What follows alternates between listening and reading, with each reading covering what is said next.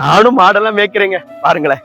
சங்கீதக்காரன் சொல்லும் போது சொல்கிறார், கர்த்தர் என் மேய்ப்பரா இருக்கிறார், நான் தாழ்ச்சி அடைய எனக்கு குறைவில்லப்பா. ஏன்னா அவர் சொல்லும் போது சொல்கிறார், அவர் என்னை புல்லுள்ள இடங்களில் மேய்த்து அமர்ந்த தண்ணீர் எண்ணெயில் என்னை கொண்டு போய் விடுகிறார். ஆமா, மாடு மேய்க்கிறவங்களுக்கு தெரியும் தன்னுடைய மாட்டுக்கு எந்த ஆகாரம் வேணும், எப்படிப்பட்ட இடத்துல விட்டோம்னா அது பசி ஆறும் அப்படின்னு மேய்ப்பனுக்கு தெரியும். உங்களுக்கு என்ன தேவை என்பதை பரலோக தகப்பன் அறிந்திருக்கிறார். ஒரு நாளும் உங்களை தாழ்ச்சி அடைய விட மாட்டார், ஒரு நாளும் உங்களை குறைவுபட விட மாட்டார்.